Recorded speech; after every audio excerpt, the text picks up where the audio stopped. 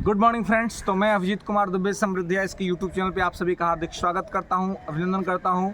और हमारे सभी टीयर 1 के सप्लीमेंट्री रिजल्ट के वेट करने वाले विद्यार्थियों के लिए एक बहुत बड़ा अपडेट निकल के सामने आ रहा है, जो मैं आपके साथ शेयर करने के लिए आया हूं दोस्तों।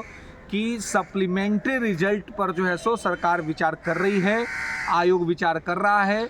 हाई कोर्ट के आदेश को टालना आयोग के लिए मुश्किल हो रहा है, सरकार के लिए मुश्किल होगा।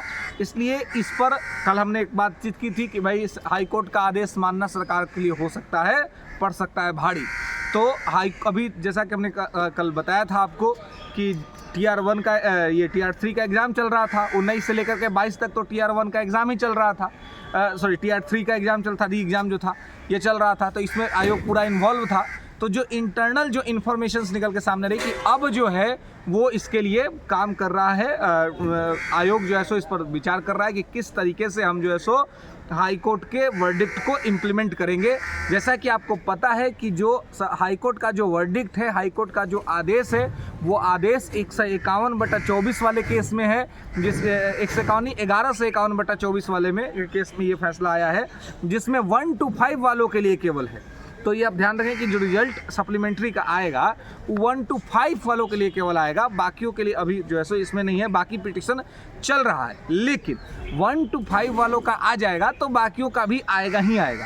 एक मैं हमेशा आपको कहता हूँ कि कोर्ट का एक आधार होता है। जब एक ही जैसे मामले में एक में अगर फैसला आ जाता है, इम्प्लीमेंट हो जाता है, तो फिर उसी के आधार पर दूसरे मामले में भी यहाँ पर वो डिमांड रखा जाता है और वो डिमांड जो है सो उसी आधार पर कोर्ट जो है सो पूरा करता है। जो मैंने पीछे आपको बताया था कि न्यायालय को अभिलेख का न्यायालय कहा जाता है और कोर्ट ऑफ रिकॉर्ड कहा जाता है। ये इंडियन कॉन्स्टिट्यूशन के पार्ट 5 के आर्टिकल 129 में ये लिखा हुआ है कॉलम में कि भाई कोर्ट जो होता है, खास सुप्रीम कोर्ट, वो अभिलेख्य न्यायालय होता है। वैसे ही हाई कोर्ट भी अभिलेख्य न्यायालय होता है। यानी इसका मतलब हुआ कि कोर्ट जब कोई भी अपना फैसला देता है तो उस फैसले को सुरक्षित रखा जाता है और उसी तरह के फैसलों जब कोई मैटर सामने आता है तो कोर्ट अपने पीछे के दिए हुए फैसले को उसमें ध्यान रख करके फैसला सुनाता है। तो ये चीज़ वहाँ पर जो है सो रखा हो सकता है।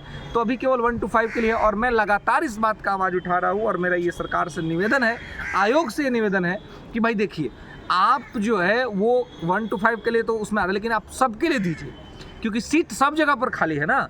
1 to 5 में भी खाली है, 6 to 8 में भी खाली है, 9-10th में भी खाली है, 11-12th में भी खाली है। सब जगह पर, बहुत जगह पर फर्जी शिक्षक बहाल हुए थे और 1 कैंडिडेट 1 रिजल्ट लागू नहीं हुआ है। इसके वजह से एक ही कैंडिडेट का बहुत सारे जगहों पर हुआ था, जिसमें से वो किसी एक में ही ज्वाइन किया, बाकी उसका खाली रह गया सीट। आपका जो डॉक्यूमेंट वेरिफिकेशन था, डॉक्यूमेंट वेरिफिकेशन में फर्जी शिक्षक निकल गए सब बहुत सारा। तो इसमें हर लेवल पर सीट खाली हुआ है। तो सप्लीमेंट्री रिजल्ट केवल 1 to 5 में क्यों? सबके लिए आना चाहिए। और टीयर 1 हुआ, टीयर 2 हो चुका और टीयर 3 का री एग्ज़ाम भी हो गया। तो हर जगह पर मैं बार बार ये कह रहा हूँ कि सरकार जो है वो क्या करे, तो 1 कैंडिडेट 1 रिजल्ट जो है वो लागू करे। इससे फ़ायदा ये होगा कि बाकी जो सीट खाली रह जा रहा है वो खाली नहीं रहेगा और बाकी विद्यार्थियों को उस पर मौका मिलेगा। जो जिस लेवल में होगा उसको वहाँ पर मौका मिल जाएगा। अगर आप नहीं दे रहे तो इसके लिए आप वेटिंग लिस्ट लाइएगा ना, इसके लिए आप वेटिंग लिस्ट लाइए और इसके लिए जो है सो आप सप्लीमेंट्री रिजल्ट जारी कीजिए। क्या दिक्कत है? तो ये सब चीज़ें हो नहीं रही है, तो इस वजह से विद्यार्थियों को ही कहीं ना कहीं परेशानी हो रही है। और इसमें सबसे बड़ा दिक्कत ये है, जो मैं कल भी इस बात की तरफ आपका ध्यान आकृष्ट किया था, कि जो रिजल्ट जारी किया जाता है, जब रिजल्ट आता है तो सीट रहता है बहुत सारा, सीट खाली हो जाता है, तो उसी सीट को उठा करके अगले वैकेंसी में कैरी फॉरवर्ड कर देते हैं। तो कैरी फॉरवर्ड क्यों करते हैं? जब आपके पास सीट खाली है तो उस वैकेंसी में जिन विद्यार्थियों ने अपना एग्ज़ाम दिया है उनका अधिकार उस पर पहले बनता है। तो उस वैसी स्थिति में आप जो इसको आगे एक्सटेंड करते हैं, कैरी फॉरवर्ड करते हैं, वो कैरी फॉरवर्ड न करते हुए आप उसको उसी वैकेंसी में रखिए और उसी वैकेंसी में उसको विद्यार्थी को जॉब दे दीजिए। लेकिन आपको तो दिखाना है कि देखिए हम हर साल ये कर रहे हैं, इतना कर रहे हैं, इतना वैकेंसी दे रहे हैं। लेकिन जो आप वैकेंसी दे रहे हैं उसमें से बहुत सारा वैकेंसी तो पीछे का कैरी फॉरवर्ड किया हुआ पोस्ट है। अब इससे अभी जो सीट खाली रहेगा उसको आप टीयर 4 में ला दीजिएगा और कहिएगा हम इतना वैकेंसी ला दिए, है ना। इसके लिए सरकार धन्यवाद की पात्र है, इसमें कहीं कोई दोहरा नहीं कि सरकार लगातार वैकेंसी दे रही है, लेकिन सरकार को ये भी सोचना चाहिए कि जिस वैकेंसी में विद्यार्थी जो एक आध नंबर से छूट गए, है ना, एज के वजह से जो कट ऑफ क्रॉस कर गए, एज के वजह से नहीं हो पाया या कट ऑफ पे रह गए, नहीं हो पाया, ऐसे विद्यार्थियों का उसी वैकेंसी में न्यायपूर्ण अधिकार बनता है।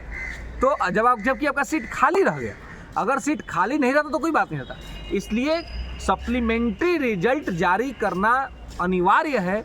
इसको सरकार को, आयोग को जल्द से जल्द जारी करना चाहिए, अविलंब जारी करना चाहिए, बिना किसी विलंब के जल्द से जल्द सप्लीमेंट्री रिजल्ट आपको जारी करना चाहिए। और ना केवल 1 to 5 में, बाकी 6 to 8, 9, 10, 11, 12 सब में जारी करना चाहिए। Tier 1 में भी और Tier 2 में भी जारी करना चाहिए। Tier 3 के लिए भी सप्लीमेंट्री रिजल्ट की तैयारी जरूर करनी चाहिए, ताकि जो विद्यार्थी इसमें अपीयर हुए हैं उनके लिए उस सीट, जो बचा हुआ सीट है, उसको कैरी फॉरवर्ड ना किया जा सके और वहाँ पर उनको वो चीज़ जो है सो दे सके। और एक अच्छी बात ये हुई कि 1 to 5 का जो जजमेंट आया, जजमेंट में जुडिशरी में कहा गया कि यह जो फैसला है ये केवल पिटिशनरों के लिए नहीं बल्कि सबके लिए है, फैसला सब पर लागू होगा। तो चूंकि फैसला सब पर लागू होगा, इसलिए आपको जो है सो इस पर ध्यान देना है कि फैसला सबके लिए है और सब पर लागू होगा। तो इसलिए इसको आप ध्यान से दें और इसको जो है सो लेकर के आगे बढ़े और Tier 2 के लिए भी जारी करें और Tier 3 के लिए विद्यार्थियों के साथ अन्याय न करें। अविलंब तौर पे विद्यार्थियों को ये रिजल्ट जो है सो जारी किया जाए। समृद्धि है इसके साथ जुड़ने के लिए सभी व्यूवर्स को धन्यवाद। चैनल को लाइक करिए, शेयर करिए, सब्सक्राइब करिए। आपके हित में हम लगातार आवाज़ उठाते रहेंगे, चाहे वो कोई भी मुद्दा हो, और उसको और आपसे जुड़ा हुआ हर मुद्दा को आपके सामने लाते रहेंगे। धन्यवाद।